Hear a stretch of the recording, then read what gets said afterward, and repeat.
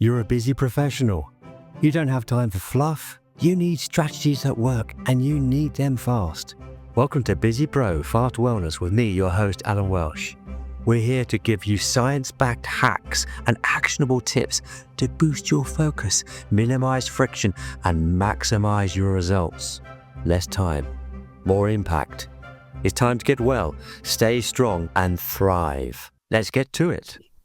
Hello, welcome back to Busy Pro Fast Wellness. It is a pleasure to have as my guest today Emilian Popa, who is entrepreneur and CEO of Elara Health, which has a strong focus on prevention, recovery and sustainable health for busy professionals. Emilian, thank you so much for joining me on the show today. I hope you're doing well. Thanks, Sam. Great. I just had a chat with you just offline, just a minute ago, briefly, and a lot of the material that I was actually going to look at, I might have to veer off and completely go freelance here, improvisation much more, because it seems that over the last few years with the Elara Health, which you're still very much involved with, of course, you have veered off into a different direction as well. So would you care to enlighten us on what's happening at the moment? No, absolutely. Look, my passion has been for a long time around helping people live healthier and longer, and well, healthier first, and ideally longer. So, and this is due to health issues that I had I had this, and founder syndrome. You work very hard, you travel all the time, you think you're healthy, but you're not. You don't eat properly, you don't sleep enough, and then you get into health issues. So for a long time, I was kind of avoiding or thinking that these health issues will go away, but they accelerated as I was getting older and older. And Yeah, years ago, this was back in 2015, I think 2014, 2015, I started to think deeper at my own health. And also from a family perspective, we try to live very, very healthy. A lot of influence from my wife, which she's Danish, and cold plunges, nature. And then that's how I started Elara Health back in 2019, spending a lot of time in Africa actually, with a goal indeed to bring preventative care in a world where conventional and sick care is actually the standard.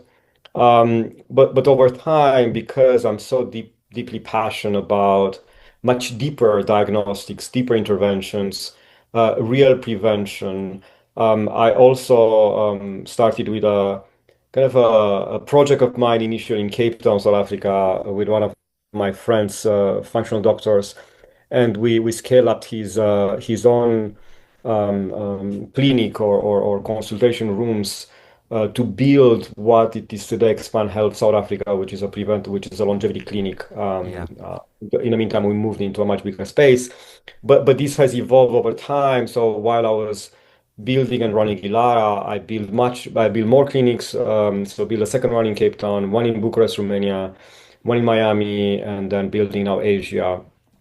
And then so just to kind of conclude here, my passion, I do healthcare, yeah, and I really believe that the healthcare today is very reactive, and what I call healthcare is actually healthcare. yeah, And I try to do this in low income settings, like in Kenya, and unfortunately we're very limited in what we can do, and it still remains reactive and pharmaceuticals and medication based. But also I'm doing the same thing in places where people can afford to pay more. Therefore, yeah. we can do deeper interventions, deeper diagnostics, and then guide these individuals into getting them healthier. Yeah, yeah. No, that's what I was drawn to originally when I looked at some of your work, because it was this concept really about the fact that you would do the preventative stuff, because I think, as you and many people realize, that is probably the most important factor in any healthcare system, is to make sure that people are getting all those basics in place. And so I was really pleased that I saw that, and also the fact that you'd gone and you had grown many and improved so many of those mum and pup clinics, as you refer to them, as those on the street corners all over, mainly in Kenya, but all over Africa, I believe, as well. So that was fascinating. So I mean, if we were to get back to basics, and I realize that you've gone off on a different sort of tangent now because obviously AI's come in and there's so many other longevity tools out there that we can go into. But if we get to basics, what's one of the simplest early warning systems that people can regarding their health that people can look at on a week to week basis? What would you say for Sure. that? Yeah, and I think we one of the biggest mistakes we do is that we confuse no symptoms with good health. Yeah. And we're busy, right? We have families, we have jobs, we have kids, we Mm, travel. So we all, I mean, most of us wait for pain and wait for fatigue.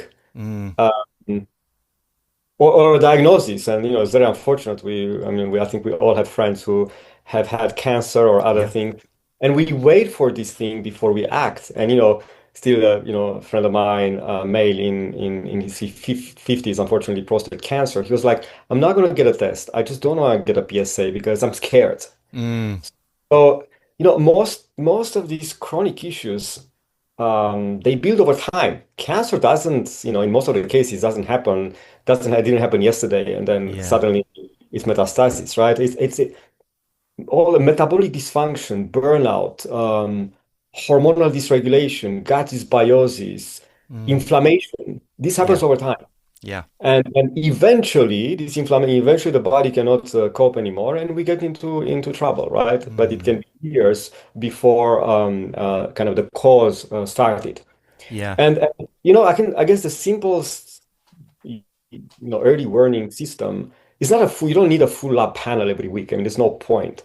But looking at, I measure my heart rate variability and my resting heart rate with an aura ring, right? And I see, if I last night I worked until 1 in the morning. Obviously, my age, stress, and I knew that my sleep won't be great. Yeah. So I kind of like pay the consequences today. I was not in such a good shape this morning when I tried to lift some weights. Yeah. But you can get waist measurement.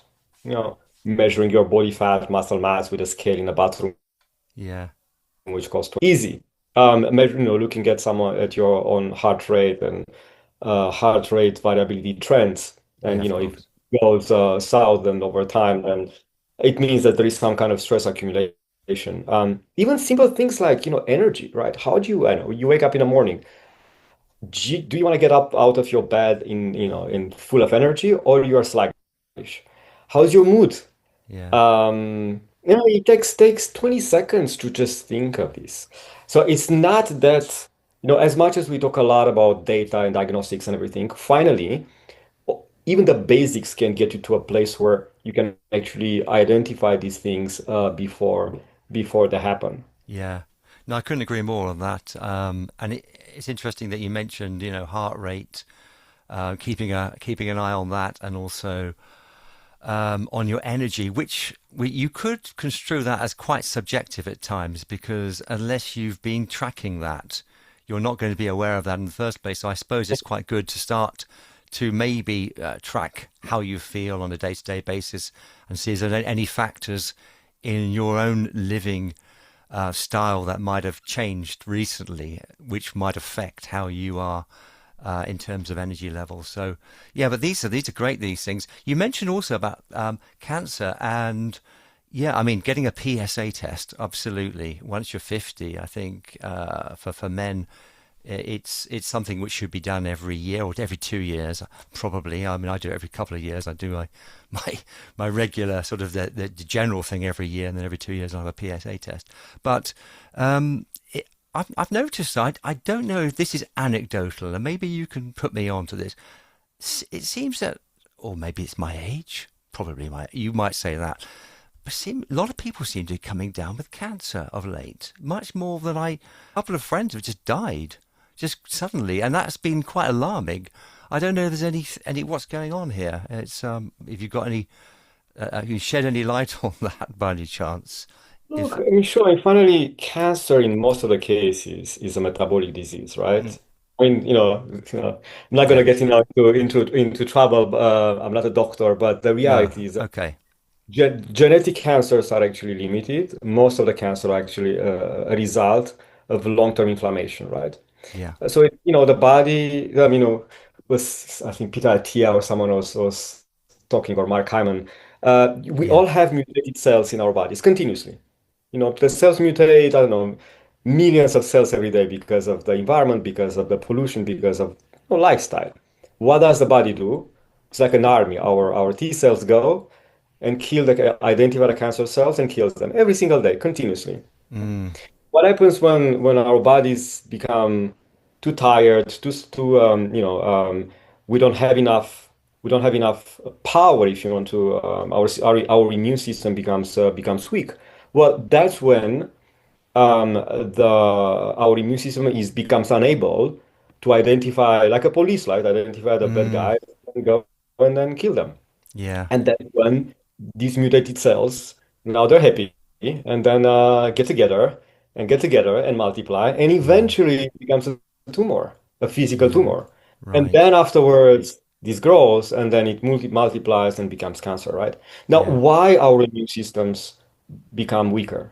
Why? Why? Well, I mean, all the forever chemicals. I mean, we've invented amazing things for the humanity, Mm. 40, 50, 60 years ago, but we didn't realize at the time that a lot of these things are harmful. I mean, all the chemicals that we use, in our households, Mm. um, hormone hormone disruption eventually affects the immune system and eventually become, get cancer and other problems. Yeah. Pollution, Yeah. microplastics. I mean, I was speaking at a conference in Copenhagen in December, and proof that so clinical studies on microplastics in people with who died of Alzheimer, but massive, like I don't know, 3, 4, 5% of their brains full of microplastics, but also microplastics in people who are just sick of, they have Alzheimer. Yeah. So you see, I mean, there's so many things that, our bodies are made to detox, and that's why we have a liver, and that's why all the system is there to detox, right? Mm. Lymphatic system. But when we get bombarded by more and more stuff, our bodies cannot detox anymore, and then Yeah. all these toxins start to affect the system. So why is this many cancers? Well, I mean, I think we declared the fight against cancer in the 90s, right, in the US. I think it was like, or even I think in the 70s, I think Kennedy was talking about it. Well, I don't think we're very far. Right, we identify much earlier, Mm. correct? We can treat much better. Mm. But the number of cancers, if I'm not wrong, through stats, has increased. So way, way more people get cancer. But Yeah. yeah, way more people get cured because we identify and then we have treatments. Some of these treatments can be really bad. Some others are better. Yeah. Um, but so that I think in general, and it's very unfortunate, right? Because we can't stop the society working. We can't stop working hard. We can't stop getting, artificial light. We can't stop the industry, the pollution, everything, right? But the question is like, how do we protect ourselves as much as possible Yeah. from all these things to be able to live healthier? Yeah. Of course. And I think some of those Processed things. food, not y- even talk about all the food. I mean, what's the impact of all these, these chemicals in the food? I mean, it's Yeah. horrible. I But know. we're not eating any more food. We're eating something else, which is not food, and our bodies, react. Yeah. No, I mean that's why it's really important, I guess, to go back to those basics and to have an overall awareness. And there are things, I guess, that you can control yourself as much as possible, but there are things which are just out of your control. All the stuff that you mentioned, the microplastics, all the pollution, that's something which is much, much more difficult to avoid. And yeah, no, as much as we can do without getting too bogged down, because of course this could also have a psychological impact. If you start to worry too much about all of this, then you'll probably have problems with stress. So Exactly. You can't live in a bubble. You can't live in a glass ball, right? no, no, exactly. Which actually brings me on to the next sort of question, because there was a question which is about your stress to success posts, because where you frame performance as a system, not willpower, and then so do you have like 2 to 3 non-negotiable habits that you would prescribe for somebody working flat out and things that people can keep and they can do. They have to be realistic, though. Okay. 100%. So I think one of the simple things to regulate stress is breath, right? I mean, Good. for Yeah. thousands and thousands of years, people have been, breathing to reduce stress. Yeah. And it doesn't cost anything, right? Yeah, it takes some time, but breath work, trying to regulate your stress through breath, 10 minutes a day doesn't take too much. That's very easy. Yeah. Cold showers. I mean, we don't need a cold plunge and we don't need cryo chambers. A simple, 60 to 90 seconds cold shower, Yeah. or even like a shower, and you eventually, at the end, you turn That's what I you do turn the heat off. sometimes. And it's like doesn't take too much. Yeah, Some and people, sauna. some people would find that quite torturous to do that. I mean, I do it, and I do turn off and I go into the sea here, and Yeah, you have to be quite hardy to do it, but I yeah, force myself to do yeah, that. But yeah, some people would like, I'm not doing that. No way. yeah. Even like, simple intensity, you don't need a gym, right? Just go to like a bit of high intensity training, like just Yeah, like run up the stairs, don't take the elevator, yeah. run up the streets. What You're what describing my life here, yeah, Emilian. Yeah, exactly. this is what I Yeah. do. Light, I mean, light pollution is also crazy. I mean, light, I mean, artificial light in the morning completely disturbs the circadian rhythm. So no, what we try to do, we get in, when the sun comes out, just walk for half an hour, Yeah, um, get the light. yeah, It's just simple things. And yes, you can do afterwards, you can get into more complex things. But I think, once the basics are in place, you can always tweak and, biohack the remaining 10, 20%. yeah. Of Uh, course. Basics are important. Walk barefoot. I don't know, and I know it's difficult, if you live in one of the biggest big cities, then you can't just walk barefoot in the street. Well, Um, some people can, but yeah, you yeah, you might have your again. image to contend with, and also, yeah, it might be a bit dirty as well. Yeah, the other day I was walking, I was I think I was in Copenhagen, walking barefoot, and people were watching me really weirdly, thinking like, this guy probably doesn't have enough money to buy shoes. I think it's always odd when people wear those their bare feet type The barefoot, trainers, yeah, with the ones that's the toes. They always look. I have a friend who does that all the time, yeah, yeah, but nobody cares at the end of the day. They look and they think, oh, that's strange, and then they walk on. So yeah, it's not a problem. yeah. Yeah. I actually on the topic of bare feet, because I've talked to somebody else. This comes down to this ancestral type living when you're touching the soil and you have that connection with the ground. I've never really Totally. understood that in terms of the logic of it, though. I know that it's supposed to be good for you, but is there any kind of logic Electrical behind doing field. that? Yeah, Sorry? electrical. The person I just read a book a while ago. I was studying this. There's a technology called a pulse electromagnetic field device, which actually was. I think it came. I think my dad even recognized it because he was doing like Cairo in the 70s in Eastern Europe, and so like it's like Oh, kind of like a Russian Soviet technology, but it comes from the fact that our bodies are made of electrons, right? So there's energy circulating. If you don't let the energy going down and out, right, and right. through out of your body, then this regulates. So being barefoot, you're connected to the. It's like being plugged, being how do you call it when you have you being earthed, right? When you earth an electrical system, Right. so you leave the electrons flowing out of your body, Mm, and then I don't know who was saying like when we're kids, right, and we run barefoot in the forest or in the fields, we're happy, right? We're very yeah. happy. We lost this because we wear shoes and we live in buildings and we're completely disconnected from the nature. And then Right. yes, people use biohacks and we have these mattresses, with connected and we do. Earthing sheets. So Yeah. finally, natural earthing is so easy if you have a place to do it. And most of us, unfortunately, don't. I have the chance to live. We spend most of our time in Africa, in Kenya, so I can barefoot in my garden. But true. I mean, if I was to live in London, New York, or somewhere else, or Paris, or somewhere else, I mean, it's very Yeah. difficult. Yeah, no, it's important. I mean, I live on this, the top floor, in a flat with a terrace at the top, but I'm not connected to the ground at all.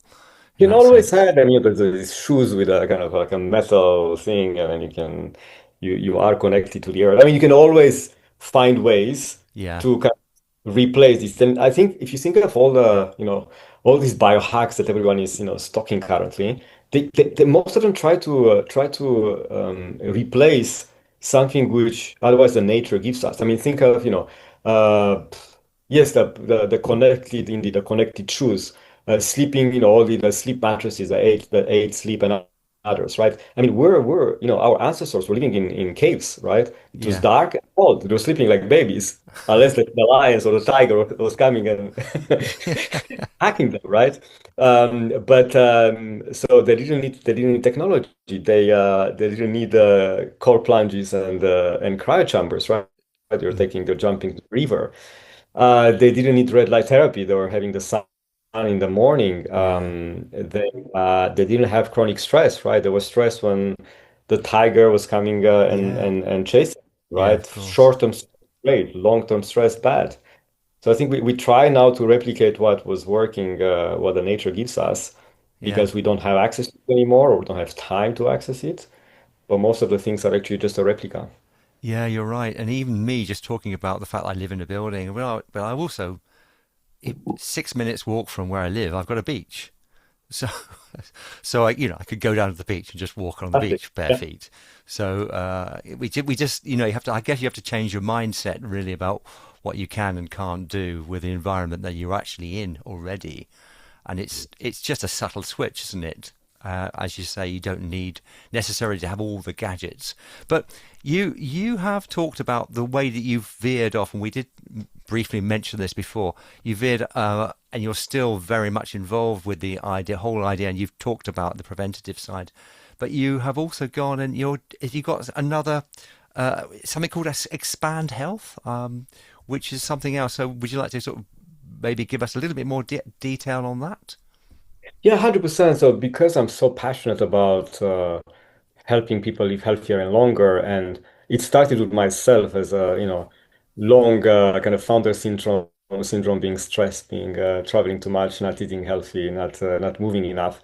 Years ago, I helped a doctor friend of mine in Cape Town, South Africa, to scale up his own functional medical practice, and it became eventually one of the biggest, if not the biggest, longevity clinic in Cape Town. We moved out recently, about 2 years ago, and then built a bigger clinic. But and build more. We have a clinic in Bucharest, Romania, Okay. one built one in Miami. Um, but indeed, Expand Health has been, initially was a pet project of mine. A place where I was, experimenting a bunch of biohacks and treatments and bringing friends and family, and eventually became a commercial activity where, it's physical infrastructure, it's medical wellness clinics, but we try to get much deeper into our clients and patients' symptoms and try to understand the core of the problem, like in any Right. functional clinic, but also treat. So the outcome is actually a protocol, which is not a pill, is a month of treatments, lifestyle changes, nutrition, but also things which are more sophisticated. We do peptides and stem cells, and depending on how what the problem is and how can we help these people, these clients, these patients, getting healthier. And Yeah. we use technology on top of it. So we have an AI copilot which helps the clinicians to analyze much faster this massive set of data. Um, in terms of diagnostic, in terms of consultations, and then improve the outcome. And this is very different than kind of the conventional medical space where you go and see your GP for 15 minutes. The GP may not even talk to you, and then the outcome is a prescription with a pill, and you Mm, come and see the doctor maybe a year later when you again feel bad. We really try to do a lot of prevention and try to identify the core of the problem and treat the core of the core versus treating the symptom. brilliant. And that's so fundamental, isn't it? If you really care about your health.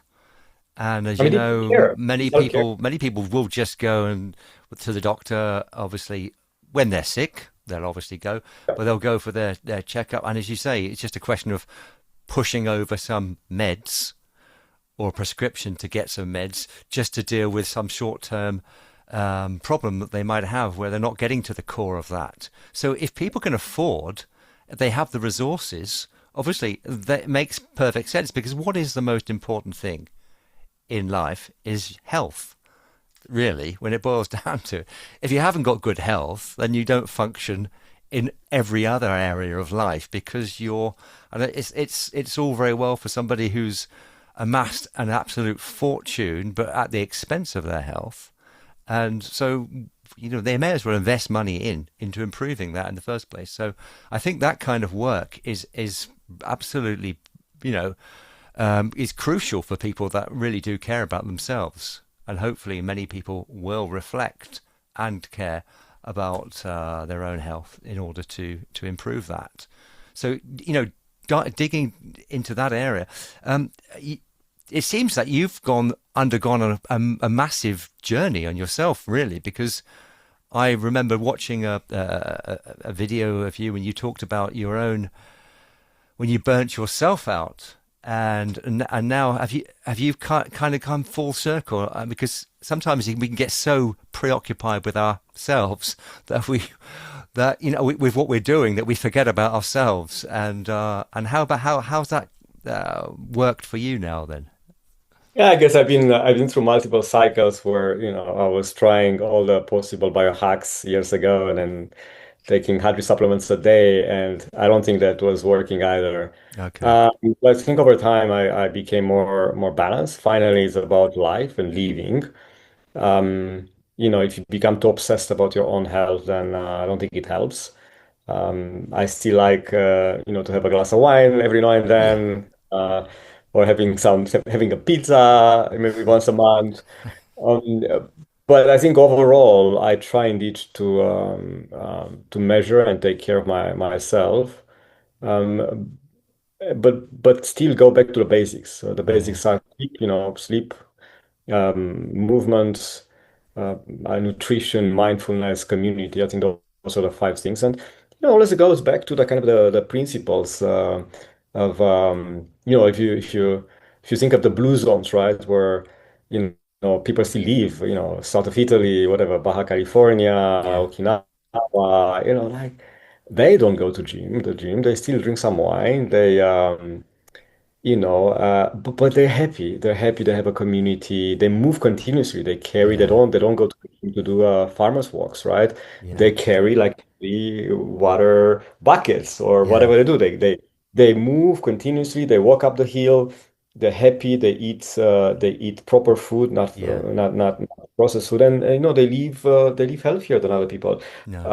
and longer. They live forever. No, but they live healthier. And getting back to myself, I think because of this kind of, I was very much into this kind of biohacking field, and trying to hack everything. But the reality, I just realized over time that unfortunately there are not many things today which help us live significantly longer. And that's why even if expand health, the way we market the clinics, there are longevity clinics. The reality, there are health span clinics, and then very few people do real longevity. Yes, there's research, there are clinics which have, research centers behind, but there's no pill, there's no molecule which, significantly improves lifespan. And we've tried, people have tried rapamycin, there was like the metformin current a couple of years ago. But none of this really, I mean, there hasn't been any significant proof Mm. that any of these interventions would increase in humans, would Yeah. increase the lifespan significantly. Yes, they work in rats. Yes, they work but not in humans, not yet. And until something will come out and will be really, really life-changing, I think we remain with the basics. Yeah. And again, the basics are free. And you can still fine-tune the remaining. Yeah, yeah, no, that's great, because that's a great crossover from what you obviously were doing before, and you've obviously prescribed that often, and now you're looking into this new area, which you say that, well, there's no massive proof that that these new technologies are not going to extend life significantly. Having said that, I was speaking to somebody a while back, and they said that in the next 10 years, that could significantly change. I don't know if there's any truth in that, or you have any insight into that idea that this could change in the near future. I'm not talking 100 years, 50 years. I'm talking about in the next 10 years here. Look, that it's and I don't know because even if you were to eliminate all the cancers and the cardiovascular diseases and Alzheimer's, I mean we would increase I think the lifespan only by a couple of years. I think it's Mm, 2 years, right? So that's not a solution either on average, right? And then you have outliers. So yeah, there must be something much deeper than that. And yes, there's a lot of research now on mitochondrial replacement on cleaning up senescent cells, and yeah, because finally if we agree that inflammation and senescence is the cause of most of the people dying, right? Because our cells become crazy and then die and then become old and then they stick around in our bodies yeah, if we're able to clean this up somehow. um and there's a lot of kind of like this in the longevity space. There's this kind of immortality current or group of people thinking that we can live forever. I don't know. I don't see it. I don't see it for now. I think, I mean, and that's something that sounds almost out of fiction, but I've heard these things, and I don't know yeah. if this is conspiratorial or not, about things to do with blood and getting new blood from other sources and It things. doesn't work. I mean, even like we tried. It's funny the story about the how do you call it actually scientifically? That yeah, the blood transfusion from young to young to old, right? And Yeah, I think Brian Johnson has tried it with his son and didn't make a difference.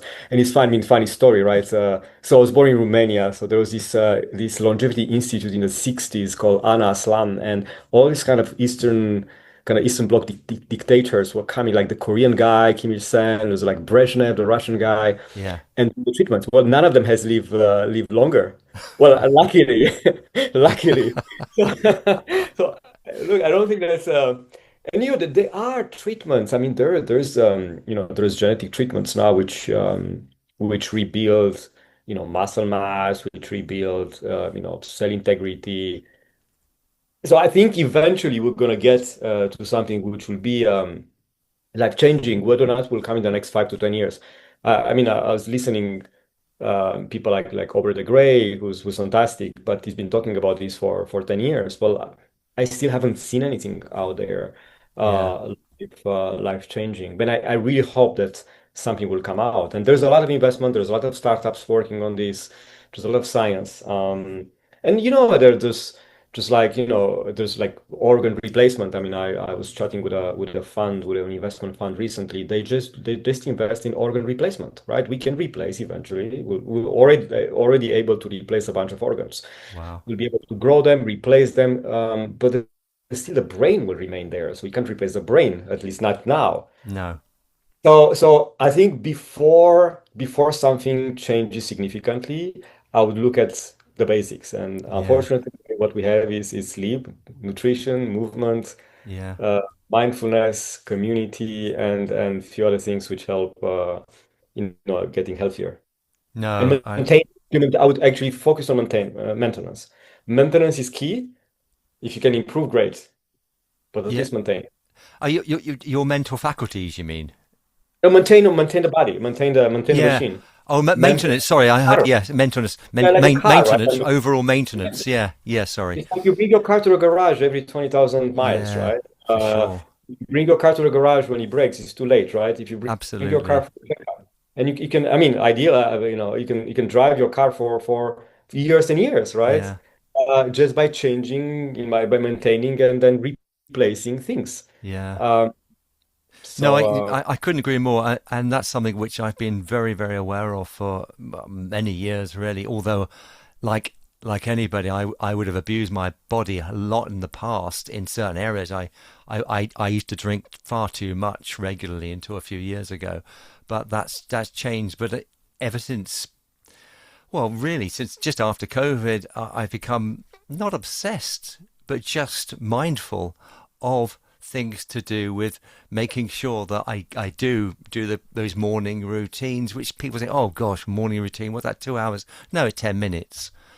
you just do a 10-minute like morning exercises, etc., and then you make sure that you're aware of what you would eat, as well as obviously exercise throughout the day. And you talked earlier on about making sure you're moving all the time, and so it's these things. I think you mentioned having a standing desk.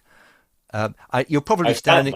You're standing at the moment. I'm not. I do stand a lot, but because the microphone is is positioned this way. But otherwise, I would. I stand here. I've got a desk which raises as well. So these things are sort of things that we can employ on a day-to-day basis, and it's really about the individual, isn't it? It's about the individual really taking responsibility for their own health on that trajectory of life. And if they don't do that, then I guess they're missing out on a trick. It's that simple. We're saying we're the CEOs of our own health, right? So, Yeah, we are the CEOs of our own health, and it's all very well all these new technologies that are coming out and can do that. But these are blanket things that are going to improve everybody's health. But in the mean short term, and it's great that you've got people coming over and wanting to improve there and finding out what the issues are in their own bodies that can be optimized to help them, and also to prevent ongoing illness if that's the case. So if you can identify those things, that's great. There is a thing about mind over matter as well, of course. And I was brought up in a household with my mother didn't believe in illness. She just genuinely. I didn't have one day off school in the whole of my 12 years. I just didn't. Every single day. There was no such thing as illness, and we still have that. My brother and I, who were brought up. So touch wood. We're okay, but obviously you can't take things for granted. That's why I'm mindful of that as well. So it's been that's great. That's all very interesting. So yeah, I think that's a bottom line thing on that.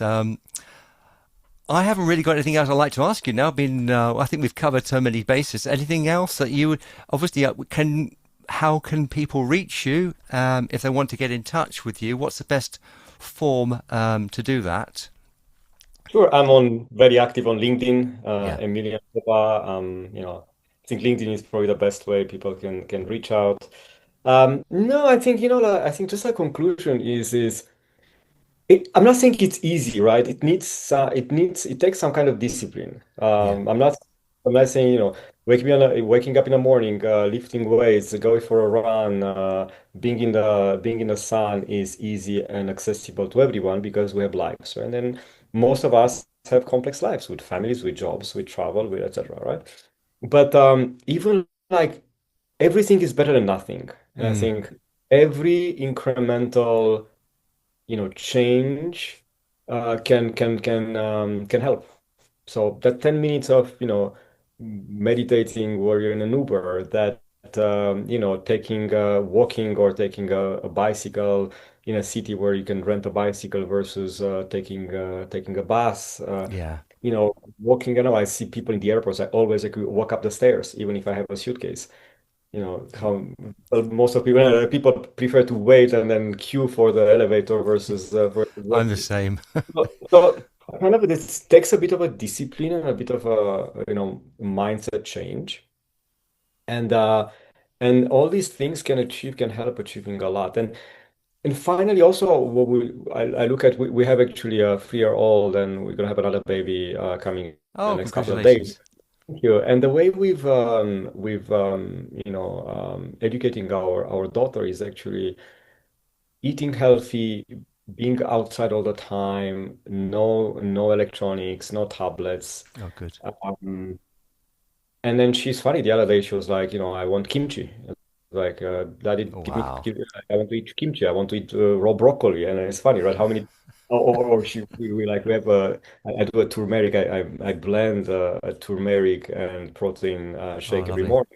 morning. So things starts when you're a baby, you're a kid, right? And then habits form. And my advice is, man, if people who have kids, try to get them, used to healthy stuff. Yeah. Um, because our habits form in the first whatever weeks, months and years of our lives. That's Uh, so true. Yeah, and it's great to see that and to note that with parents that are instilling these really healthy habits from a young age, as opposed to just giving them crisps and chocolate and ice cream on a constant basis. And it's the same for, as you mentioned, about the technology. I see, and this sounds awfully judgmental, and I do apologize for that, but you do see lots of young children now on their smartphones and tablets. And it's just a sort of way, I guess it's difficult for parents at times, and I respect that. They just like need to, oh, here you are, here's the phone, Great. entertain yourself for a bit and give me a break. But it just seems that obviously as society goes on, it's much more dependency in that way, which is obviously negative in the long term. I would predict. Um, yeah. So well done on instilling those habits. But yeah, and I love the idea of putting turmeric and the kimchi and that's fantastic and yeah, really good. Anyway, Emilian, I've it's been a really enjoyable chat and it's been very natural and we went completely off piece because of what you told me at the beginning, which is absolutely fine. And I've really enjoyed speaking with you. So we've got you on LinkedIn to get you Emilian Popa on LinkedIn. I know that's how we connected, and you do have a very big following. I've noticed there's like almost 12,000 connections there. So yeah, you've been on there for a while, I guess, and forming connections. That's great. So without further ado, I'd like to bid you farewell and. Thank you. Yeah, and all the best for the future and all your projects, and well done on everything that you've achieved so far. So thank you very much. Goodbye for Thanks, now. Goodbye. really See you. enjoyed the Bye-bye. conversation. Bye. Bye bye.